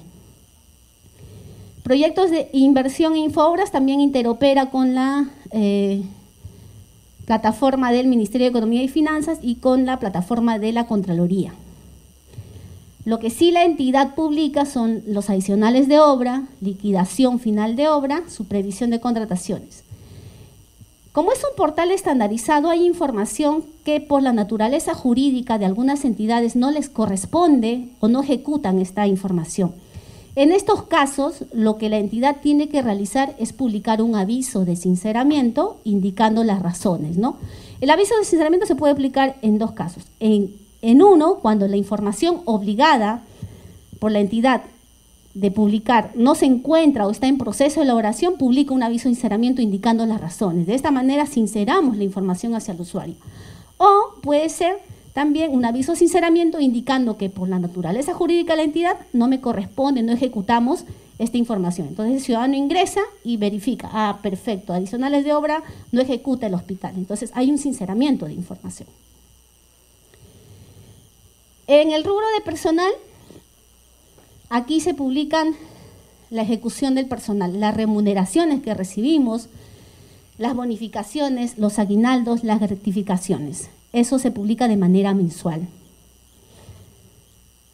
Y se hace dentro de los 15 días del mes siguiente, ¿no? En este caso depende de la organización de la entidad, lo hace a veces el funcionario responsable de la entidad o se asigna a un coordinador del área de recursos humanos para que ellos puedan publicar esta información de manera mensual. Y también interopera con la plataforma de la Contraloría General de la República para la visualización de las declaraciones juradas de bienes y rentas y las declaraciones juradas de intereses. Es una plataforma donde los funcionarios y servidores obligados a publicar esta información o a presentar esta información deben de haber publicado o deben de haber presentado, ¿no?, sus declaraciones en estas plataformas para que se puedan visualizar de manera interoperable en nuestro portal de transparencia, ¿no? Y este es un nuevo contenido temático que se ha incorporado en esta última publicación en marzo sobre el reporte de denuncias contra funcionarios o servidores públicos. Es una información que se publica de manera trimestral y también lo provee el órgano de control institucional. En el rubro de contrataciones de bienes y servicios, también interopera con la plataforma del SEACE, ¿no? Y aquí encontramos los procesos de selección de bienes y servicios que también se publica o es un reporte directo de manera mensual, las contrataciones directas, las penalidades aplicadas, las órdenes de servicio, ¿no?, publicidad, pasajes, viáticos, telefonía, uso de vehículos. Y también resaltar acá, si la entidad no ejecuta estos rubros en órdenes en publicidad, pasaje, viático, hay un sinceramiento, ¿no?, donde se indica que este mes no se ejecutó presupuesto en este rubro y es suficiente.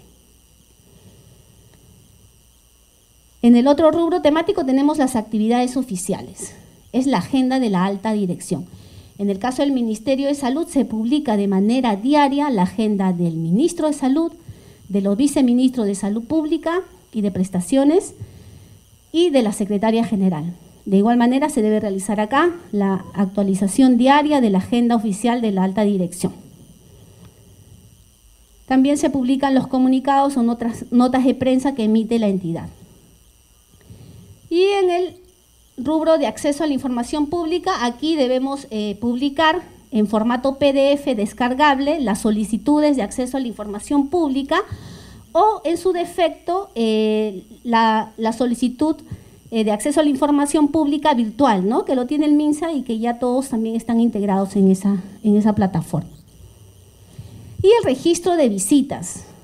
Esta es una información que antes cada entidad lo hacía con un propio sistema, ¿no? Con un propio sistema, pero actualmente la Presidencia del Consejo de Ministros, a través de la Secretaría de Gobierno y Transformación Digital, ha implementado una serie de plataformas, como la plataforma de registro de visitas, la plataforma de registro de agendas oficiales, la plataforma de debida diligencia, ¿no? La plataforma de gestión de interés. Entonces nosotros como entidad tenemos que implementar estas plataformas para que se puedan visualizar en nuestro portal de transparencia. Aquí, ¿qué se consigna en este registro de visitas?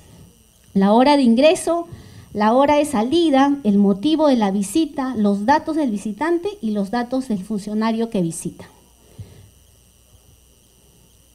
Entonces, estos son los 9 rubros temáticos y los contenidos que vamos a encontrar en todos los portales de transparencia de cualquier entidad de la administración pública. ¿Está normado su obligación? Sí, está normado la obligación de la información. Como les comentaba, aviso de sinceramiento. ¿Qué es un aviso de sinceramiento? Es una comunicación breve sobre las razones por las cuales una entidad pública no cumple con publicar información en el portal de transparencia. Hay un aviso de sinceramiento semestral. En el caso que es un aviso de sinceramiento semestral, se hace cuando la información obligatoria de publicar en el portal de transparencia se encuentra en elaboración o en proceso de aprobación, o la información no se ha generado en un periodo determinado. Entonces, en ese caso, se publica un aviso de sinceramiento hasta que podamos tener la información y reemplazarla, ¿no? Y es permanente para aquellas entidades que por su naturaleza jurídica no están obligadas a producir determinada información obligatoria de publicar en el portal de transparencia, o por la pérdida o extravío, destrucción, extracción y alteración de la información obligatoria de publicar. Las entidades deben indicar de manera breve las medidas adoptadas, ¿no? Si se encuentra en proceso de reconstrucción de información y el área encargada de ello. Este aviso de sinceramiento debe ser elaborado por el área poseedora de información. Debe contener la fecha, la firma o sello del responsable del órgano, unidad orgánica o área poseedora de información. ¿Y cuáles son los plazos para actualización de la información? Hemos visto 9 rubros temáticos y cada rubro temático tiene plazos determinados, ¿no? En el caso de la publicación diaria, ahí encontramos la agenda del titular, como les mencioné, es una información que se publica de manera diaria, al igual que los comunicados, informes, notas de prensa. El registro de visitas a funcionarios y servidores es una información más que diaria, es en tiempo real. Si ustedes han ingresado al Ministerio de Salud, cuando ustedes van, dejan su documento de identidad, se identifican, se registran la hora, ¿no?, de ingreso, con qué funcionario van a reunirse, cuál es el tema. Entonces, eso es el registro de visitas en línea. Es una implementación que tienen que hacerlo, ya la plataforma está a disposición de las entidades, solamente tienen que coordinar con la Presidencia del Consejo de Ministros para implementar esta, si aún no lo tienen. Y la publicación trimestral, bueno, aquí se publica la ejecución de los proyectos de inversión, adicionales de obra, liquidaciones de obra, informes de supervisión de contratos, laudos arbitrales en el caso que les correspondiera, actos de conciliación, informes de monitoreo y evaluación del POI y reporte de denuncias a funcionarios o servidores públicos. Publicación semestral, las recomendaciones de los informes de auditoría emitidos por los OSIS, eso es una información que se publica de manera semestral. Y la publicación anual son los informes del monitoreo de los planes y políticas, ¿no?, del PEI, del PCEM, del POI. Los saldos de balance, que se hace al término del ejercicio. La información de audiencias públicas, en el caso de gobiernos regionales, información de los consejos de coordinación regional y local. Bueno, como les comenté, la interoperabilidad es una de las características de esta plataforma, ¿no?, que interopera con la información o la plataforma del MEF, del OCE y de la Contraloría General de la República. Entonces son reportes directos que podemos visualizar. ¿Cuáles son las obligaciones en materia de portal de transparencia? Para que la entidad pueda cumplir con la normativa, la máxima autoridad de la entidad tiene que designar a un funcionario responsable de la elaboración y la actualización del portal de transparencia. Todas las entidades tienen un funcionario responsable. Y como lo han visto, se consigna los datos en la plataforma. Y también la máxima autoridad tiene la responsabilidad de que todos los funcionarios de las autoridades orgánicas u órganos de la entidad atiendan de manera oportuna los requerimientos de información. El funcionario responsable de actualización de la información solicita a cada órgano o unidad orgánica poseedora de información, ¿no?, la información que debe de publicar dentro de los plazos. Entonces, ustedes como unidades u órganos, unidades orgánicas, tienen la obligación de entregar la información al funcionario para que él actualice esta plataforma.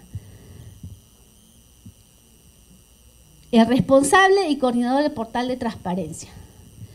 Cuando ya se haya designado al funcionario responsable, ¿cuál es la obligación de este funcionario? Solicita los accesos correspondientes. Quiere decir que solicita a la Secretaría de Gobierno y Transformación Digital su perfil de usuario. O sea, le dan una clave y un usuario para que pueda administrar esta plataforma y actualizar la información. Se encarga también de elaborar y actualizar el portal de transparencia de acuerdo a los plazos establecidos, como les mencioné, ¿no?, información diaria, trimestral, semestral y anual, en la normativa vigente en coordinación con las dependencias correspondientes. Recaba la información a ser difundida y mantiene actualizado el portal de transparencia. Esa es la responsabilidad del funcionario responsable del portal de transparencia. ¿Y cuál es la responsabilidad de los poseedores de información, ¿no?, de todas aquellas unidades orgánicas de recursos humanos, de logística, de planeamiento, que nutren información al portal? Es entregar la información dentro de los plazos y, en el caso de no tenerla, elabora el aviso de sinceramiento.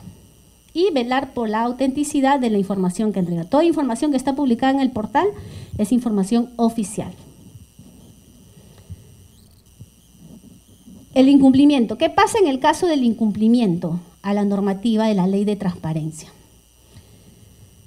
En primera instancia, es la entidad que inicia de oficio, ¿no?, este proceso administrativo sancionador, tanto a los servidores civiles como a los ex servidores.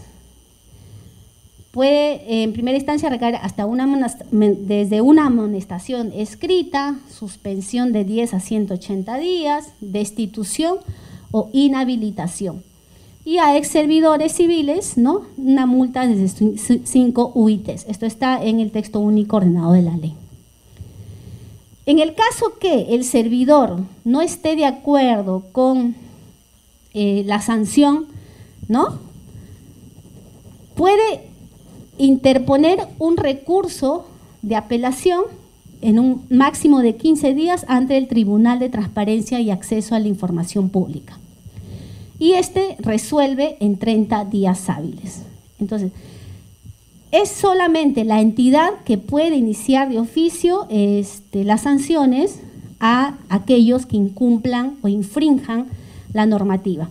El Tribunal de Transparencia y Acceso a la Información Pública es a donde, la instancia donde se interpone ese recurso de apelación en el caso que el funcionario, el servidor, no esté de acuerdo, ¿no?, con esta sanción.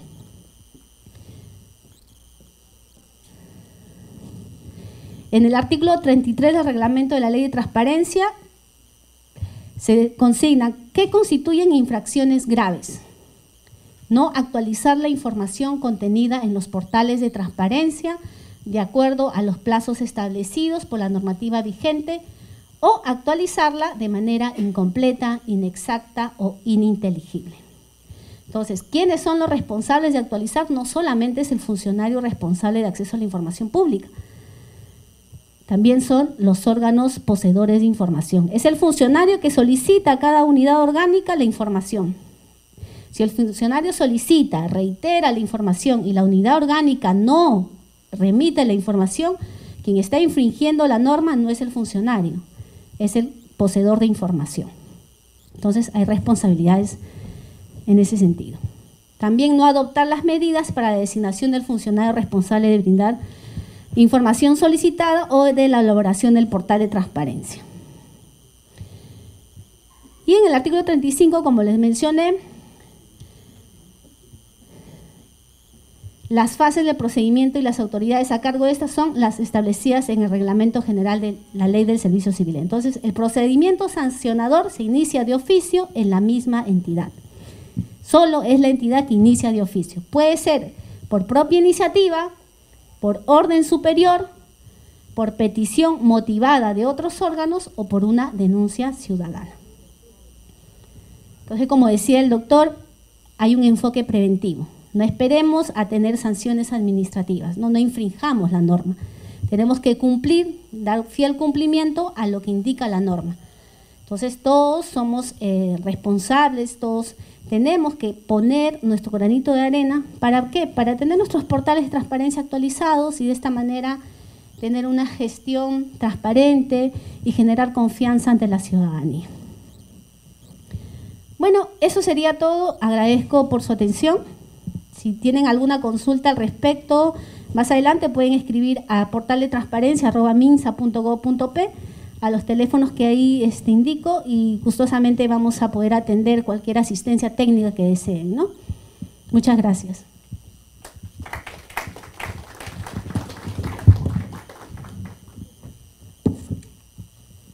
A ver, si hubiera alguna pregunta, nos avisan para alcanzarle el micrófono.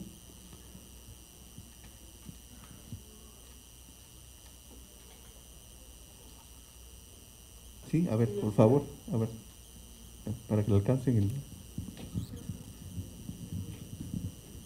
Hay un récord en el Estado, así como registro de sancionados en relación al tema de transparencia, y el otro es, hay un checklist para decirle quiénes son más o menos transparentes también de repente. Es una pregunta que me han hecho en otras entidades sobre si hay sancionados. No hay sancionados.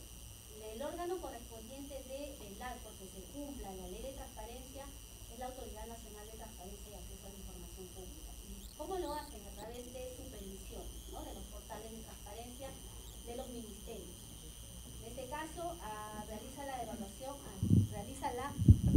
realiza la supervisión a los portales de transparencia de los Ministerios de Salud. En el caso de las entidades, de los órganos desconcentrados del Ministerio de Salud, somos nosotros, como Oficina de Transparencia, que realizamos la supervisión trimestral y semestral. Ya hemos realizado una primera evaluación trimestral y de esta información ha sido remitida a todos los directores de los órganos desconcentrados para que puedan adoptar medidas correctivas y puedan implementar, ¿no?, sus niveles de transparencia. Ya estamos ahorita ejecutando un segundo informe de supervisión del primer semestre, o sea, la información actualizada a junio del 2022. Pero sí lo hacemos y también se comunica a la entidad para que el director tome las medidas correspondientes, ¿no?, y puedan subsanar o, en todo caso, mantener actualizado su portal e incrementar sus niveles de transparencia. Lo otro es, hablando de proactividad, se enseña a los ciudadanos a cómo usar estos herramientas, porque la idea es tener ciudadanos empoderados, que sepan cómo están sus entidades, ¿no? Porque sería un mecanismo de control paralelo, ¿no? Que el ciudadano sepa usar esas herramientas. Por ejemplo, pasó, ¿no?, que hay un beneficio que se dan en algunas entidades públicas, llámese Congreso, Banco Central de Reserva o el mismo MINSA, ¿no? Pero que ese beneficio no lo tienen los otros hospitales, que también deberían tener la misma información para usar ese beneficio, ¿no? Pero la información de ese tema es manejada no tan transparentemente, ¿no? Claro, son las oficinas de comunicaciones de las diferentes entidades que deben difundir, ¿no?, todas estas plataformas a través de sus diferentes canales de información. Ahora hay una brecha digital, es cierto, hay personas que no están familiarizadas con la tecnología, entonces la información a ellos debe llegar de manera distinta, ¿no? Entonces debemos cubrir esa diferente brecha. Pero sí, las oficinas de comunicaciones de cada entidad deben de difundir todas estas plataformas, como usted indica, para poder empoderar a nuestro ciudadano, ¿no?, y pueda tener información de primera mano y pueda fortalecer ese vínculo y sobre todo tener ciudadanos informados. Sí, buenos días. Lo que quería consultar era lo siguiente. Nosotros tenemos el portal institucional donde está la información de las citas, toda la información relacionada con la institución. Pero también tenemos nuestro acceso al portal de transparencia, como de acuerdo al cumplimiento de la normativa. La relación entre ambos, en algunos casos, contiene información distinta, ¿no? Puesto que nosotros en el portal institucional publicamos información de los logros, información de las actividades que realizamos, que no se pueden publicar en el portal de transparencia estándar. Exacto. Debemos mantener ambos en paralelo, porque cuando ingresamos, ¿no? Dice, ¿no? Entidad todavía no ha migrado datos. O sea, en realidad sí es cierto, no hemos migrado todavía toda la información, ¿no? Entonces, eso es lo que quería saber. Sí, cada entidad de la administración pública tiene un portal institucional, ¿no? Entonces, cada entidad ha estructurado de la mejor manera que ellos han creído conveniente su portal institucional. Para no tener esta diferente estructura de portales institucionales, la Secretaría de Gobierno y Transformación Digital ha creado esta plataforma digital gov.p, que es la rojita que les mostré, y que todas las entidades ya debemos de migrar a este portal, porque esta plataforma gov.p tiene una estructura ya definida, ¿no? Tiene una estructura con contenidos establecidos. Entonces la idea es estandarizar los contenidos tanto de nuestro portal institucional, donde publicamos información, como usted dice, de los servicios que brinda la entidad, de los logros de la entidad, y este portal go.p aloja al portal de transparencia estándar, que ya el portal de transparencia, como su propio nombre lo indica, estándar, ya contiene estructura y contenidos temáticos estandarizados. No podemos incrementar mayor información, sino dejaría de ser estándar. Para ello tenemos nuestro portal institucional en go.p, que debemos de publicar información que la entidad crea conveniente que la ciudadanía debe conocer. Es importante que ya migren la información a go.p. Pero somos una institución que no es igual a otras instituciones. Si fuésemos una municipalidad, fuésemos un gobierno local, un gobierno regional, sí, de repente podríamos encajar en el tema de información estándar, pero nosotros no somos una entidad como cualquiera. O sea, hay un solo himno a nivel nacional. Entonces, la característica de la información no es igual, ¿no? La estructura de go.p no cubre información que ustedes tienen que publicar, porque ahí tienen un segmento de informes y publicaciones donde se puede publicar, o también compendios donde uno puede publicar información adicional que no se encuentra en el portal de transparencia. Por eso, pues, o sea, a eso me refiero, ¿no? De que nosotros como institución manejamos información de repente que no manejan otras instituciones. Entonces, la obligatoriedad, o sea, me supongo yo que ya está dada porque tenemos que, obviamente, enlazarnos, pero ¿quién nos dice que enlazamos y que no? O sea, ¿es la autoridad la que nos va a decir? La autoridad tiene competencia en el tema de transparencia, en el tema del portal de transparencia estándar, ¿no? Porque hay una normativa, hay una estructura, hay unos contenidos. En cambio, en el tema de portal institucional, no hay que confundir portal institucional y portal de transparencia. El portal de transparencia ya hay una normativa dada, lineamientos dados. En el portal institucional sí podemos consignar mayor información. Entonces, sí, esta plataforma tiene la posibilidad de poder ampliar los contenidos que no se encuentran en el portal. Ahora, en el caso de que, como usted dice, es una entidad que no maneja la misma información que las otras entidades, sé que la Secretaría de Gobierno y Transformación Digital siempre está en contacto con cada uno de los administradores de esta plataforma para que en coordinación con todos se puedan hacer modificaciones, implementaciones, ¿no? Y fortalecer estos canales. Entonces, si hay un responsable de go.p de la entidad que administra esa plataforma, se debe poner en contacto con la Secretaría de Gobierno Digital para que se pueda ver de qué manera se puede mejorar la estructura de estas plataformas.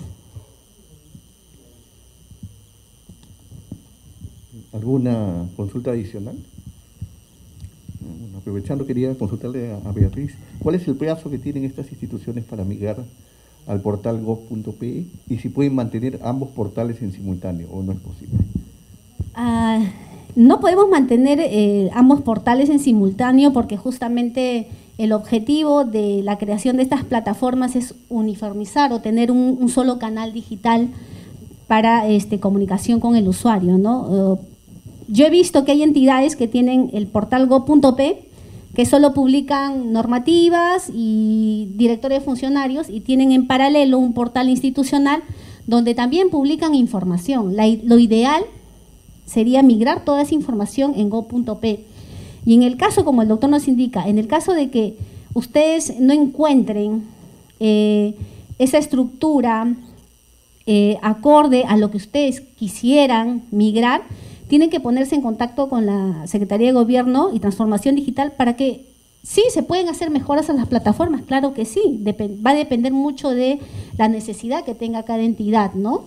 Entonces, pero sí, lo conveniente sería que migren para no confundir al ciudadano. Ingresa y veo INO go.p, INO un portal institucional, entonces, ¿cuál es el canal oficial de la entidad, ¿no? Entonces, voy a confundir a la población. Hay una plataforma go.p y todos debemos de migrar.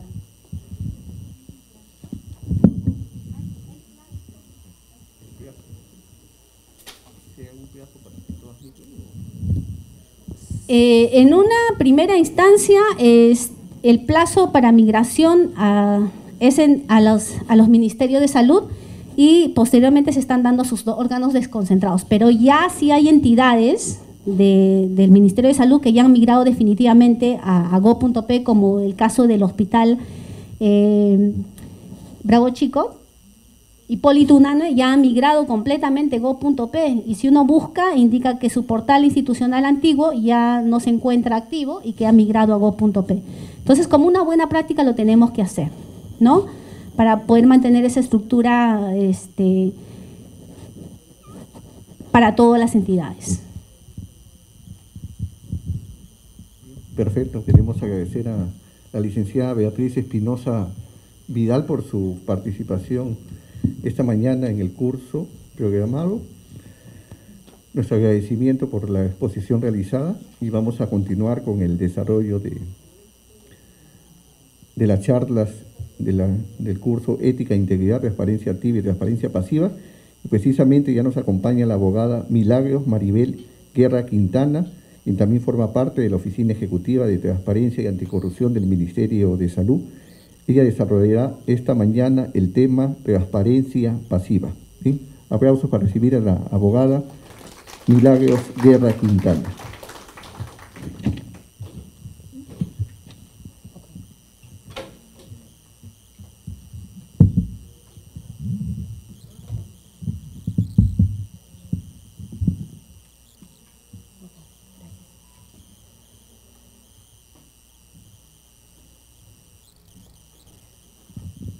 Bien. Muy buenos días con todos y todas. Muchas gracias por la presentación.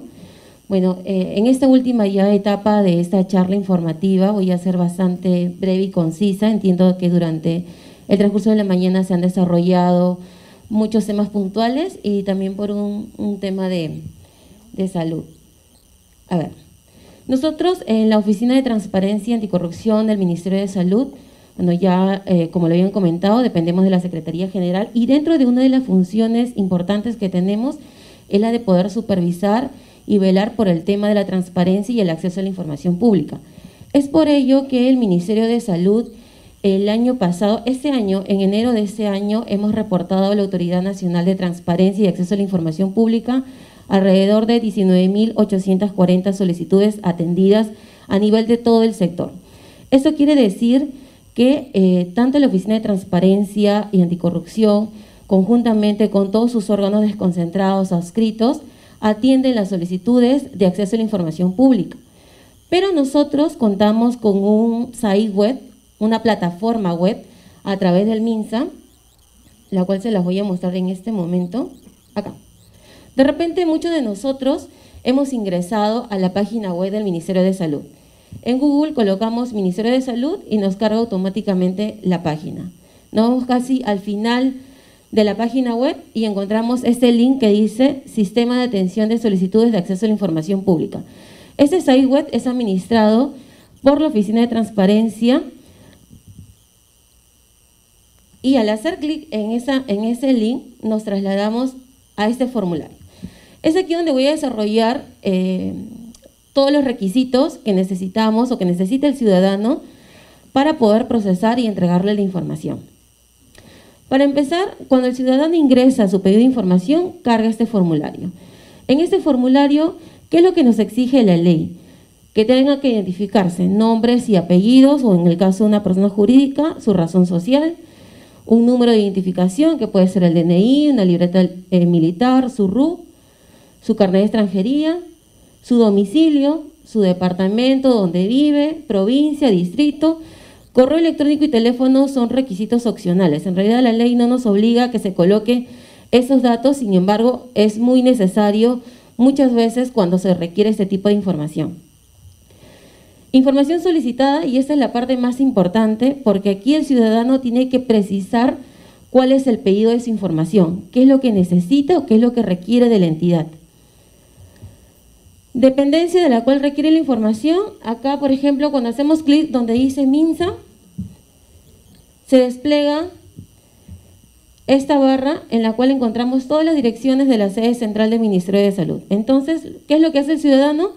Si necesito un informe de la DEGOS, automáticamente coloca DEGOS y se traslada al site web, que también lo manejan todos los coordinadores. Y es lo que no le había comentado. Todas las oficinas del Ministerio de Salud, tanto de la sede central, órganos desconcentrados, tienen un responsable de transparencia y acceso a la información pública, el cual ingresan con su código y en el día, en línea, les llegan los pedidos de información. Cuando hacemos clic en otros, se nos despliega, por ejemplo, todas las DIRIs, los hospitales, a las cuales también hay responsables de acceso a la información pública. Entonces, el ciudadano puede escoger cualquiera de estos iconos. Sin embargo, si no conoce, puede colocar desconozco dependencia y nosotros como MINSA estamos obligados a poder encauzar correctamente el pedido de su información. Cuando el pedido de información, hay dos tipos de encauzamiento. Cuando el pedido de información, por ejemplo, llega a la Oficina de Transparencia y corresponde ser atendido por la DIGESA, entonces internamente nosotros encauzamos el pedido a la oficina que corresponda. Cuando, por ejemplo, me piden información que corresponde a una DIRESA, entonces nosotros lo encauzamos externamente, porque no tenemos ya la obligación de poder atender ese pedido de información, sino lo encauzamos al área que corresponde y esta es la que tendría que finalmente atender el pedido de información.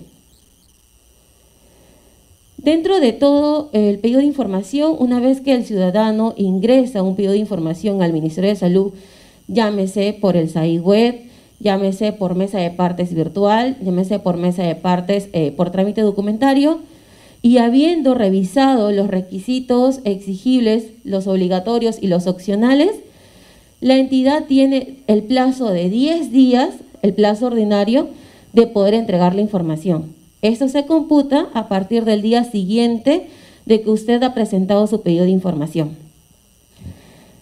¿Qué sucede si se observa que hay información faltante o de repente el ciudadano no colocó o no precisó su pedido de información? Entonces, al segundo día, nosotros podemos decirle al ciudadano, usted necesita subsanar ese pedido de información. Se le comunica, ya sea, si él ha colocado correo electrónico, se le comunicará a correo electrónico. Si él ha colocado de manera a su domicilio, se le comunicará también igualmente a su domicilio. El encauzamiento que ya lo expliqué y la prórroga. ¿Qué sucede? Durante este tema, durante estos meses de la pandemia, hemos tenido ciudadanos que han solicitado diversos informes, por ejemplo, de DIGESA o de DIGEMIT, que son informes bastante voluminosos. Entonces, no se ha tenido el personal o el recurso humano o la logística para poder atender las solicitudes dentro del plazo de 10 días. Es casi imposible que se pueda atender esos pedidos porque hay información que se tiene que hacer una búsqueda, de repente de años antiguos, o informes que en realidad tienen una gran cantidad de folios. Entonces, ¿qué es lo que nos dice la norma? Que nosotros podemos prorrogar ese pedido de información y decirle al ciudadano, señores, si bien es cierto, tienen 10 días para poder atender el pedido de información, pero se va a hacer uso de la prórroga, por ejemplo, de 5 días adicionales más, en los cuales se le va a entregar la información. Pero lo que se tiene que saber acá es que, por ejemplo, si yo le digo 5 días más, yo le tengo que decir, señor Juan Pérez, el día martes 31 de agosto se le entregará su información. O sea, tengo que precisarle ya cuándo se va a entregar la información con la prórroga establecida. ¿Cuáles son los requisitos para que se dé la prórroga? Por un tema de falta de capacidad operativa, una falta de capacidad logística, de repente no hay internet, no se tienen los materiales necesarios, o falta de recurso humano porque está asociado, como yo les mencionaba, al recurso que no podrían asistir las personas a poder atender la documentación. Solo puedo solicitar información por mesa de partes virtual, mesa de partes física o SAIP. No, también puedo tener un acceso directo. El acceso directo está regulado en el artículo 12 del TUO. Dice, independiente del procedimiento administrativo regulado en la ley, las entidades permitirán a los solicitantes el acceso directo e inmediato a la información que obra en la entidad. Para ello se tienen que cumplir ciertos requisitos, que sea en horario de atención al público, que la naturaleza de la información sea pública, que haya un ambiente para la lectura y finalmente se suscribe un acta de conformidad. Vamos a avanzar con esta de las PPTs, por favor. Acá está. Y para terminar esos puntos, los 3 puntos importantes.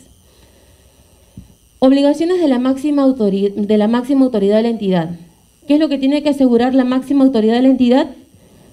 La atención de solicitudes del FRAI, la capacitación permanente, el recurso humano, tecnológico y presupuestario y el registro de solicitudes. La responsabilidad del FRAI es atender los AIP dentro del plazo correspondiente de 10 días hábiles, requerir la información porque el FRAI va a requerir al poseedor de la información que se entregue dicho pedido para finalmente ser entregado al ciudadano. Poner a disposición a la liquidación porque de repente ha solicitado hojas, folios simples, entonces tiene que indicar cuánto es el costo de reproducción de cada uno de ellos. Entregar la información al ciudadano, elevar los recursos de apelación, puesto que si el ciudadano no está de acuerdo con la información que se le ha entregado o considera que el pedido es inexacto, entonces va a elevar su recurso de apelación ante el Tribunal de Transparencia y Acceso a la Información Pública.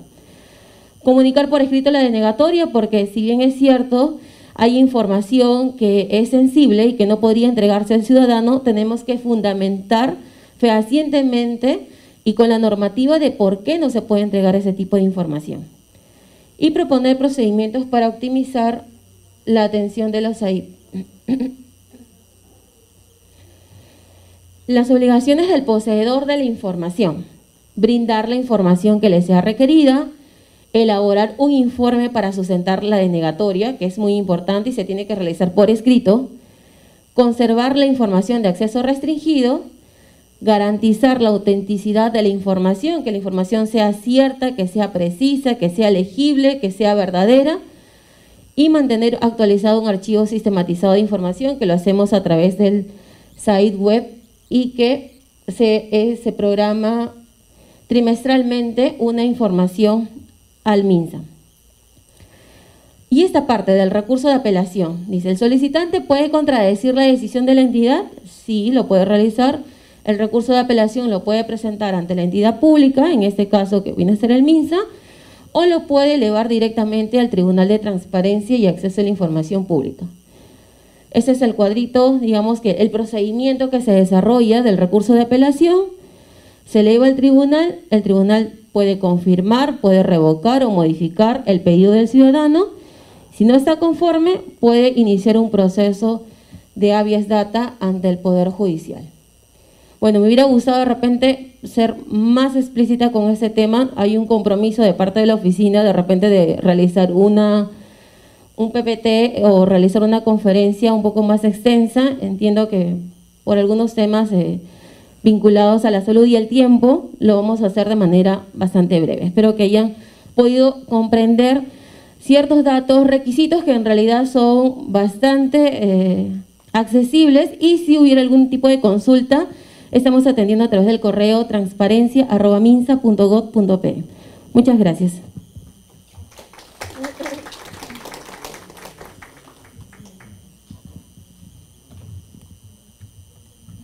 Agradecemos a la ponente por su ponencia sobre transparencia. Si hubiera alguna pregunta del público, podemos hacerlo en este momento.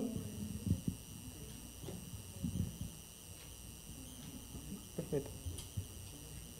Le acercamos el micrófono, por favor.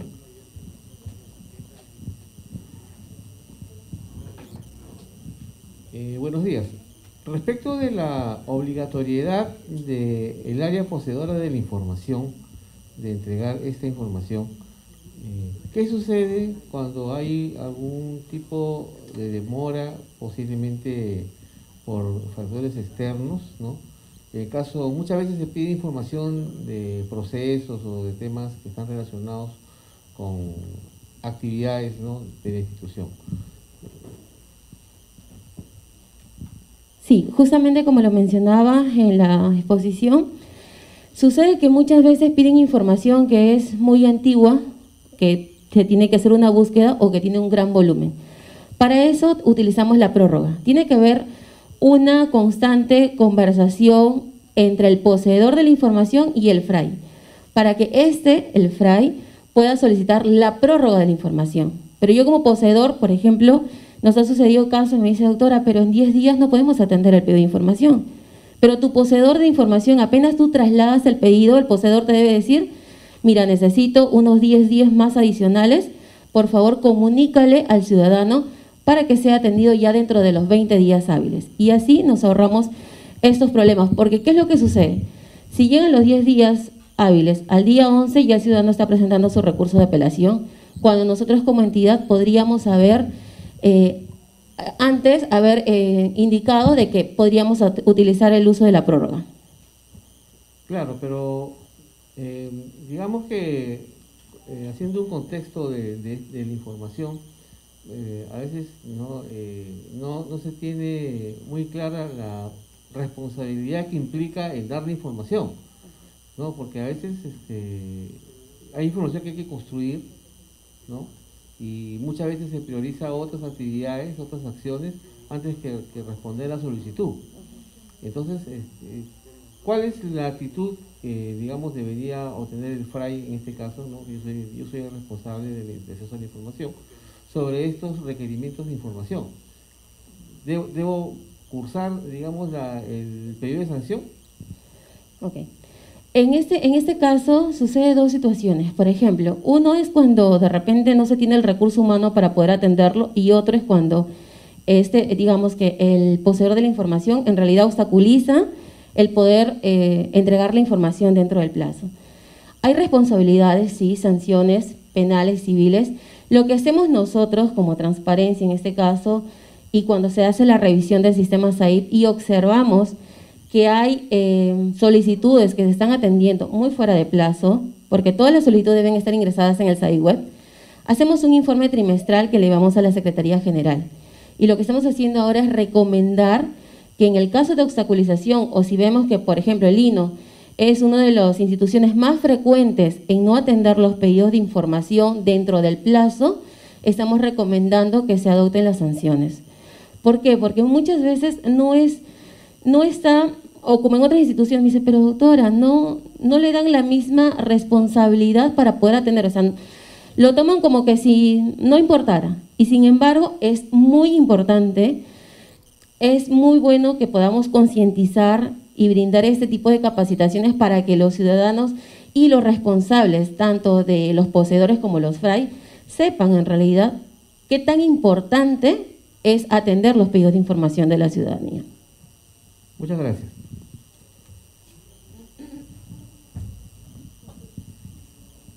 ¿Alguna pregunta más que tenga los participantes para hacerle a la abogada Milagros Maribel Guerra Quintana? A ver, una pregunta más van a hacerle. Perfecto. Sí, buenas tardes. ¿Cuáles son las sanciones Claro, que se le da al FRAI por justamente la demora en la respuesta, y si solamente es al FRAI, porque el FRAI va a solicitarle al área, ¿no? O sea, correspondiente, que le proporcione la información que ha solicitado el usuario, ¿no? O sea, ¿cuáles son las sanciones en tal caso que corresponderían por la falta, ¿no?, de respuesta? Bien, el tema de las responsabilidades están descritas explícitamente en la ley y el reglamento, que va desde responsabilidades civiles y responsabilidades penales, que va desde una amonestación, que va desde una documentación directamente a su legajo personal, e inclusive podría ser denunciado penalmente por abuso de autoridad.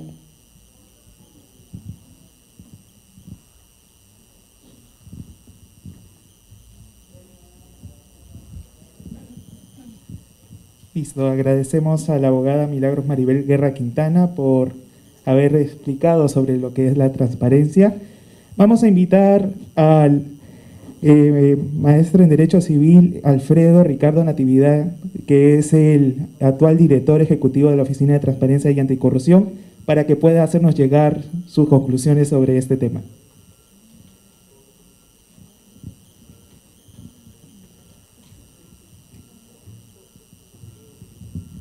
Muchas gracias. Brevemente, agradecerles su participación en este evento tan importante y su compromiso, porque así como decimos en el lema, en MINSA todos somos integridad, yo diría que en el INO ustedes son integridad, son la reserva moral e institucional de este enfoque y de este modelo que se está implementando para lograr los objetivos misionales que nos ha impuesto el Estado, que es el servicio a la salud, aspectos paliativos, curativos, y yo considero que ahí tenemos a su director, que ha hecho realidad en coordinación con sus áreas de dirección, que se haga esta realidad, esta ponencia de capacitación en la implementación del enfoque de integridad como acciones preventivas.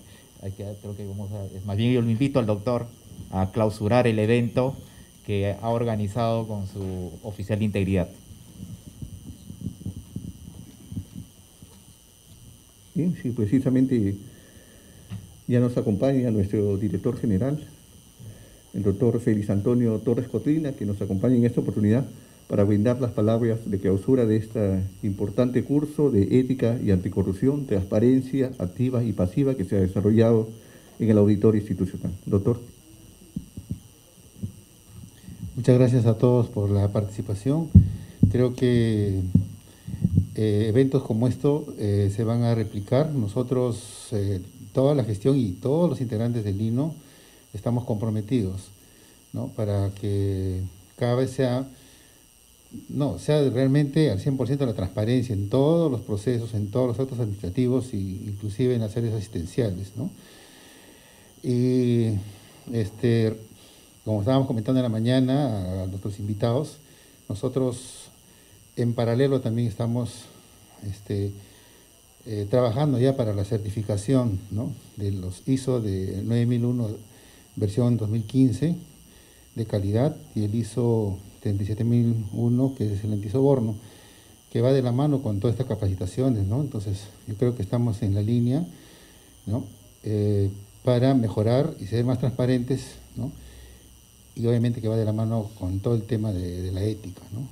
Y eso se va a difundir. Ya tenemos acá, nos están haciendo llegar también algunos lineamientos en temas de ética, que va a difundirse al área administrativa, a todas las jefaturas y al área asistencial también. El compromiso está de nosotros, de la dirección, y agradezco a nuestros invitados por este curso y también a los presentes, ¿no?